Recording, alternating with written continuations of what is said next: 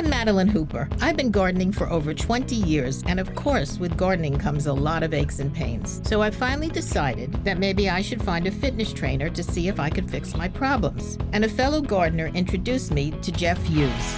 After working with Jeff, it dawned on me what would be more exciting than to travel all over America, visiting a wide variety of gardens, and helping their gardeners get garden fit.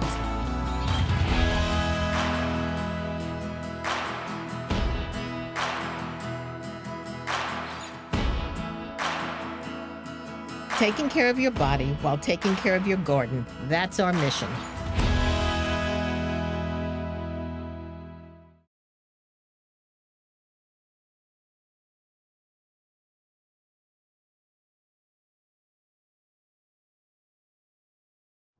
Woo!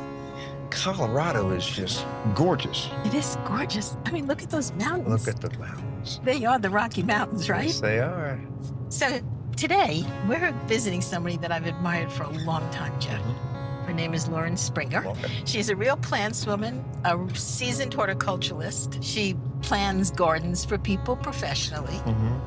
And today she's invited us to see her personal garden. Yeah, so it'll be fun for you to meet her and be with her.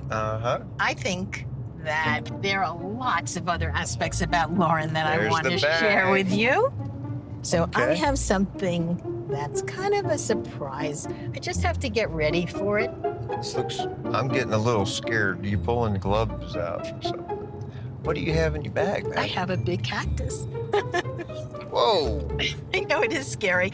That's why I have my gloves on. She has a huge collection of cactuses. That's a huge cactus. And she has collected some of these, Jeff, don't That's touch, scary. for almost 4 decades. Uh-huh. Some of them have lived with her wherever she's been. But I think this one is particularly beautiful with its red thorns. Yeah, it's gorgeous. So when we get there, we're going to see her collection of cactuses, her collection of plants, her Uh-huh. collection of rocks. This lady has big interests. All right. I think that might be her house up there. This is just a beautiful, beautiful Colorado sky. Look how blue it is. And look at those mountains. They're gorgeous there. Hi! Here's Lauren. How nice you to again. see you. Hi. This is Jeff Hughes. Nice to meet you. Jeff Lauren Springer. Finally get to meet him. Yeah, well, come on in. Oh, Great, great. thank you. This is a beautiful walk in. It is. And I can't help but noticing this plant. It's so beautiful. It's so white. Yeah. What it's is that? One of my favorites. It's actually native to the Great Plains, and it's an annual, and it sows around, and it's a euphorbia. I've never seen a plant like that. It's one of my favorites. Yeah. Don't you love that name? Got a new big word. So yeah, but it's also snow on the mountain. It does that's a look cool like snow. name. Isn't that Yeah. great? Yeah. I love So- the way these have spread out. I think they just volunteer, don't they? They just Yeah, show up. I do really like to incorporate a lot of Great Plains stuff because here I am on the plains, so I'm going to show you a lot of different things that have to do with the Great Plains. My whole idea here is to blend in and to fit. So I'm That's hoping nice. you Yeah. Like that. get that feel. Yeah. We're going to get into it. Yeah. Okay, let's walk into the bed. Yeah.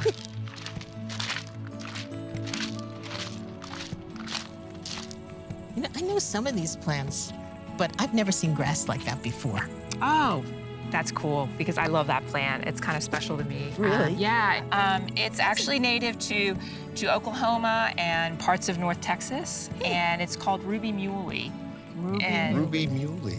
Cool. Ruby because you can see there's like little flowers on Oh, it that yeah. are just starting. Later in the fall, it'll be just covered with foamy pink, beautiful flowers. Oh, that It's must like a be gorgeous. cloud. I found a really, really robust form of it in North Texas and brought it home and started propagating it by division. And now it's in the Plant Select program. Love the orange. And Yeah, yeah, well, so how nice. It's doing it's kind of really one well, it's cute too. thing. We can get likes that. Called out one of my babies. So, yeah. I love it. It likes So it here, good. obviously, too. Yeah. The other thing is I love the combination of plants. The look of the different plants look wonderfully composed, Lauren.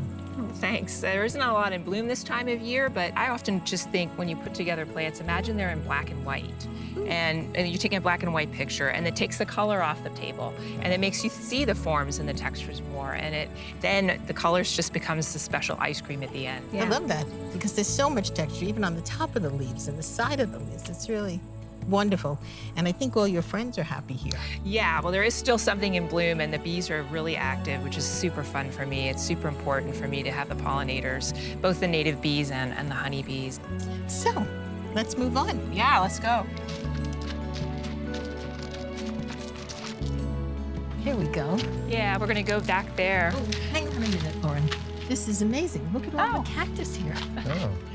It's like a collection. Yeah, I guess you could say I'm a collector on some level. Some of these plants are 20 years old. Oh my goodness. But they're not hardy. They're out for summer vacation.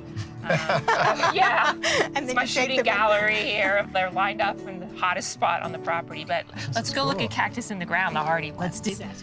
Great. Yeah, come on. A whole new vista. Yeah, it just opens up back here. That is some view, Lauren. Thanks. This is kind of my favorite part of the garden. It's where the mountains and the plains meet. And so it's kind of the heart of Colorado. It's got cool. the two really important ecosystems right here. I wanted the rocks because it's the Rocky Mountains, and you look up there and you can see lots of rocks. Yeah, it looks literally like you brought the top of that down here. Yeah. And I have all these hardy cacti. These are plants I don't have to bring in and out like the ones up against the house. And I've had some of these plants for 20 years in other gardens. I just bring them with me whenever I move to a new place. Hopefully I won't have to move them in again. So does it generally travel well? They actually do because they don't have leaves in the same way. Their bodies, their flesh is a stem. And so that they don't break easily. Some of them are spines, so it's a little harder for us, but it's not hard on the cactus. Yes. They look so nice up against it, and these rocks have such beautiful texture to them. They do. They really, I like I said, I fell in love with them.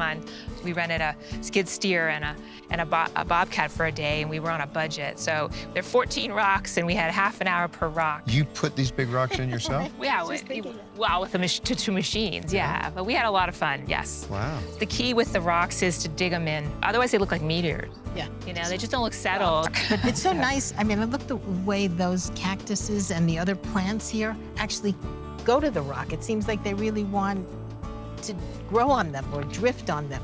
Yeah, that's kind of their comfort zone in nature. That one is just fantastic. Oh, the hairy, hairy. Yeah. This one is actually really cool because the hair isn't as mean.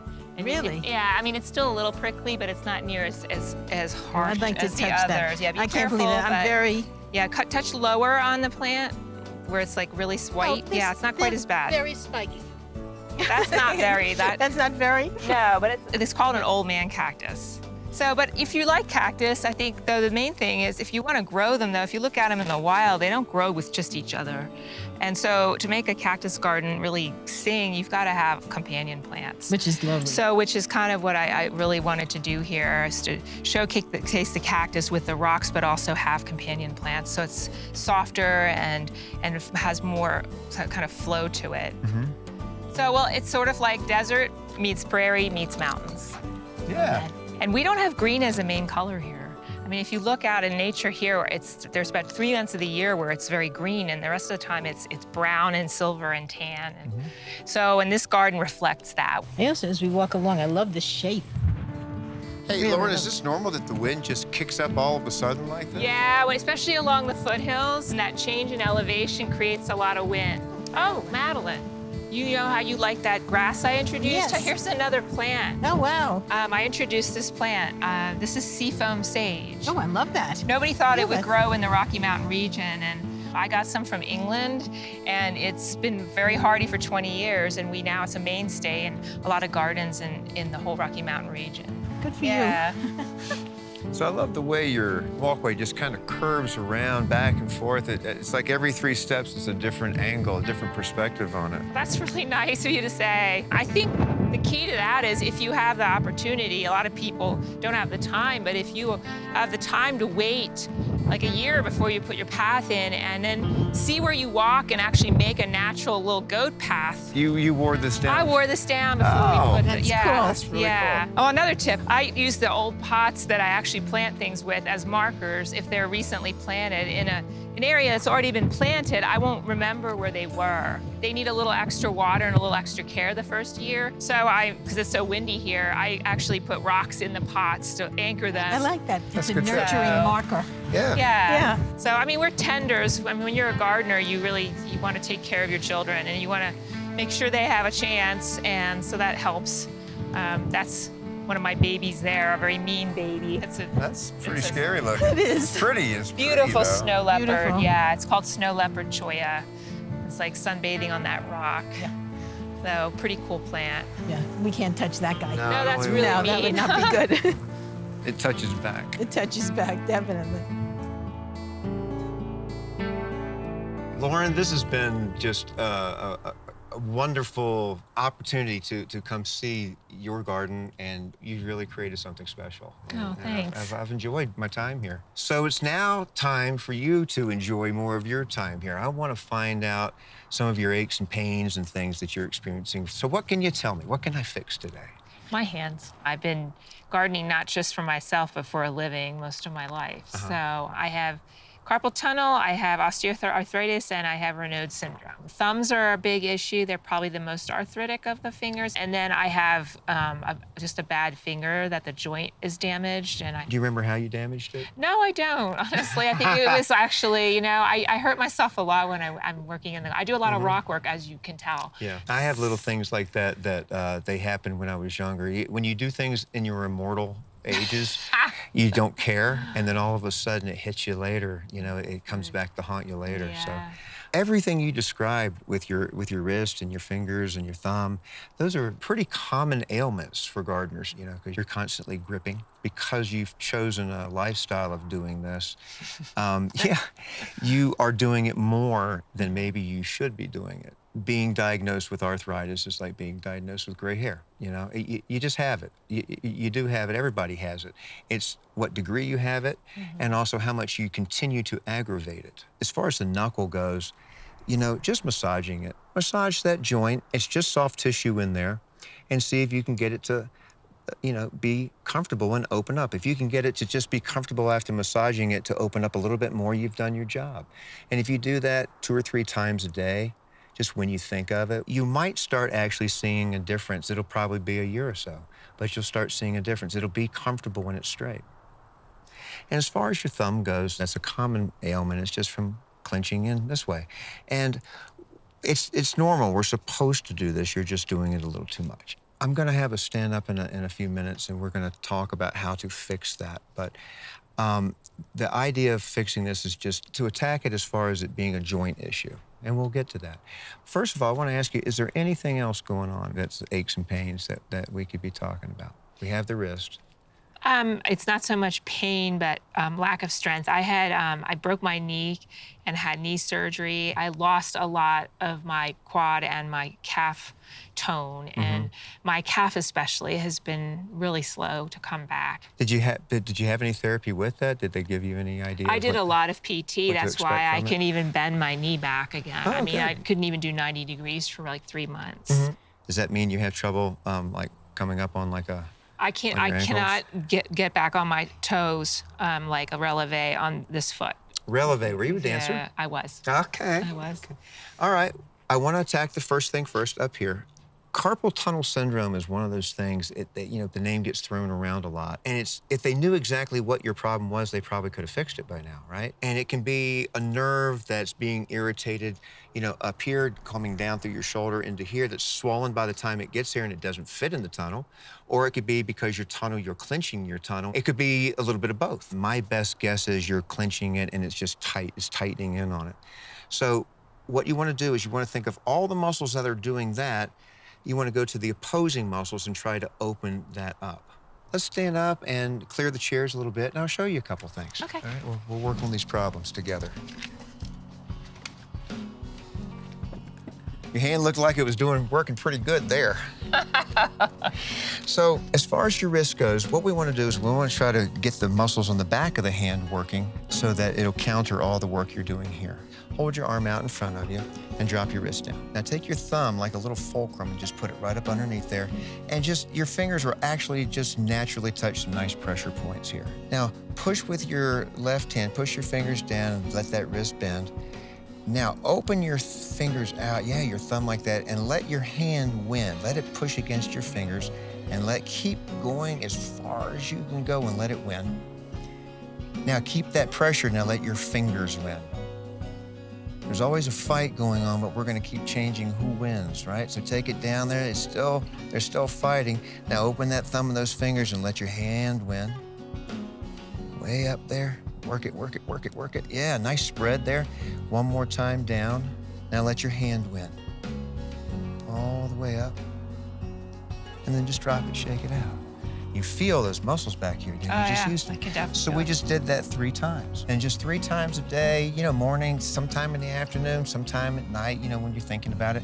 Just do that. What we're doing is we're training for your sport. You have a sport, you do this, but you need to put some balance in your joints. Just like when you said, you know, you tend to your garden, you are the tender to your body too. So you're just gonna tend to this a little bit, okay? Now, as far as your leg goes, okay, I wanna do some squats. What I want you to do is open your feet a little bit wider than you would think would be comfortable normally, okay? And we're gonna drop down into a squat. So we're just gonna come down till your arms run into your legs and you're right here, okay? And we're gonna come right back up, okay? Now, if we were to take the range of the squat and divide it up into 3 sections, the bottom, the middle, and the top, the middle doesn't need to be worked. That's something that you already do, so there's no sense in spending time there, getting tired doing this. So what I want you to do is just come on down deep and just work about a 2-inch, think like you're riding a pony, all right? You're just down here, bend the knees, drop in here, get about 10 of those, and then come all the way up and just drop down a few inches and squeeze into the top of the thigh and your glutes, and just get that, squeeze into here, squeeze into here. Get 10 of those. And you do that about 3 times a day. All right, now we're gonna add that quad, that calf, and that ankle into the situation. So I want you to go back out to where we just were, and where your heel is, I want you to put your toes. Now, you notice how you're here because your leg's further away now, right? And it's the same length as it was, but you moved your leg further away. So you have to make your leg longer. Now I want you to do the same exercise, but keep your heel up. Don't let your heel drop. So come down, ride the pony 10 times, keep that ankle up. All right, it's hard right now. Really yeah, hard. Yeah, because it's weak. And well, that's Now- actually my now good leg. Wait till come you up, see the other one. Come up, keep that length there so Oh. that you're not falling over, right? You want to stay here. And we're just going to do 10 up top. Squeeze up here. You can even take your thumb and your middle finger and grab the creases here. That's where your hips are. That's where your hip joint is. And get 10 of those. All right, and that's enough. Now we do the other side. That's the bad side, yeah. All right, so it's not a bad side, it's a weak side. So take that back there, extend your ankle, keep that up, allow it to be hard to do, and just go gentle so your body weight, you don't create inertia and make it harder to stay up. So gently come down and work in your hip to move up and down 10 times. That's nice. You got good releve over here. All right, and then come up and keep that length, keep that leg long, and just work up here. Good, and just 10. So 10, 10, 10. Try to do that 3 times a day. All right, you'll build strength up, and you'll also build an autonomic nervous system where it turns into a memory, habit. right. Yeah. And it will start doing it on its own once it gets stronger. Now here comes the hard part. You have to promise me you're gonna do this for 4 weeks, so when I come back, you gave it an honest go to see if it works. I can do that. We got a deal? All right, we got a deal. Don't squeeze too hard. We got a deal. All right. Lauren, we had such a great day today. We really It's did. such a treat to be with you, and seeing your garden has been fantastic. We cannot thank Well, you thanks. It enough. was great to have you. It was a great day. Yep. And I promise to be good and do your exercises. Oh, I forgot something. I have something for you. Oh my goodness. I know you'll want to plant. I know That's you. it. You love plants. This is another one of my introductions. Oh my goodness. Yeah, it's called ultraviolet, and it's a sage. It wants sun and heat, and it should actually do fine in your climate. Oh my goodness. Pretty Love that special. color. Well, you're welcome. Thank you. Thanks. All right. Safe travels, y'all. See you Thank you. soon. See you in Thank 4 you. weeks. Isn't that great? I'm so You've got excited. I got a punk out plant. of the deal. That's great.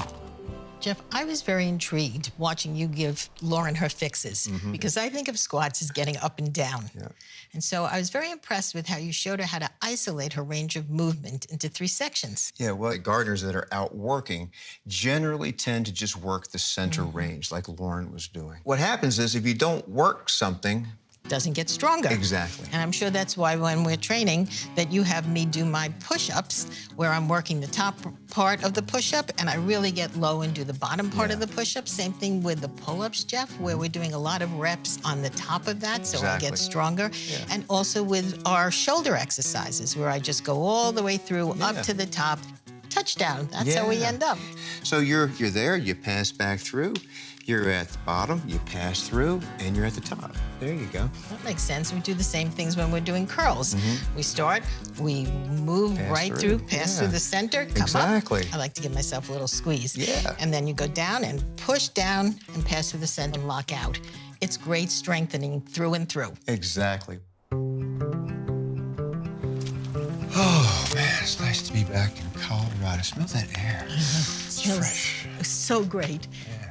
And I love the color changes, Jeff. Look at that now. It's got a pretty copper color to it. It does. And with the gray, it just looks fantastic. Yeah. Yeah. Oh, Hi, you guys. Lauren, how are you? So good to see It's you. so good to see you. you look great. You do. I want to shake your hand. Oh, No, seriously, much better my hands have been. The carpal tunnel is like amazingly much better. So, and I have been doing the knee, but not as much.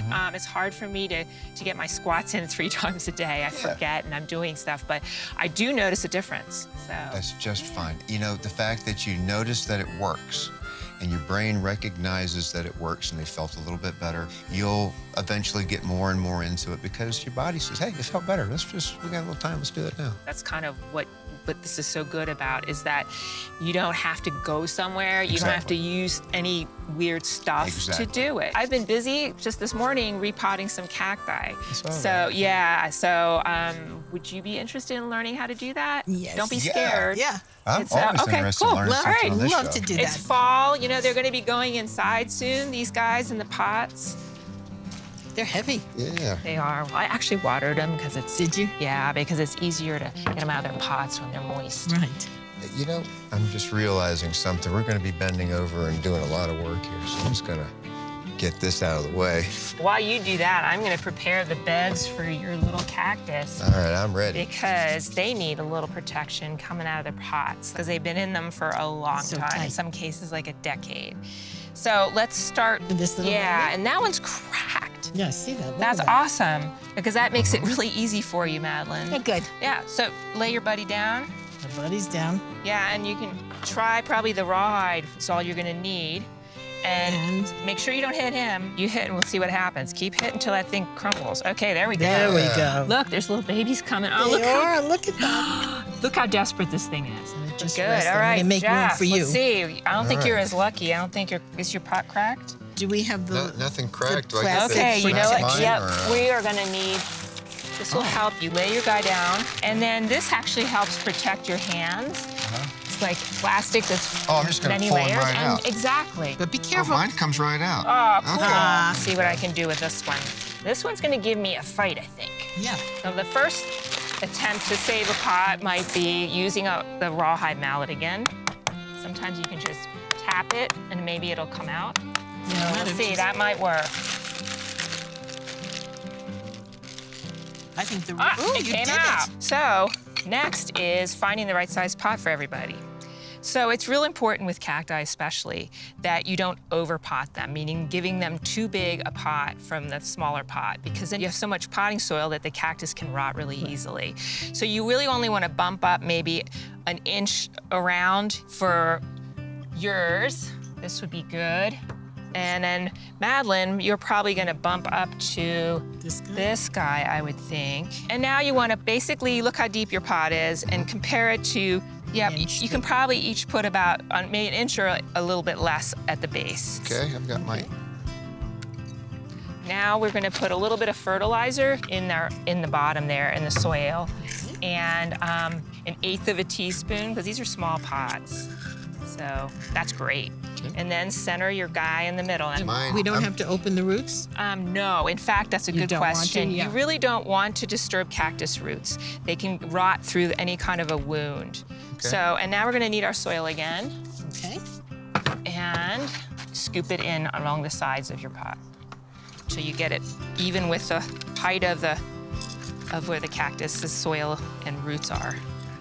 And then when you got it almost to the top of the lip of the pot, then you want to tamp it. And it's hard to get, usually there isn't that much room. So I use just like the back of my my pruners. Oh, and there's more here, more pruners here for you guys. I have a ton of pruners always. They're ancient. A lot of them don't even work anymore except for tamping. That's the perfect little handle for And that. if you need a little more soil, but you don't want it flush with the top because you want to, when you water it, you want it there to be a little water standing so it will soak in and not just run off. Most important thing that everybody would want to do right now and you don't want to do is water. No.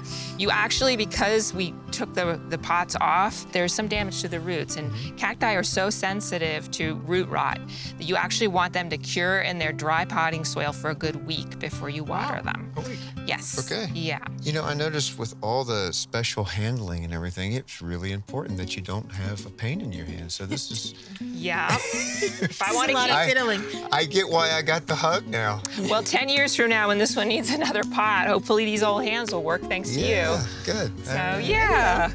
This has been an amazing lesson. We've learned so much from you. We've been inspired, and you've been so generous letting us share your garden with you.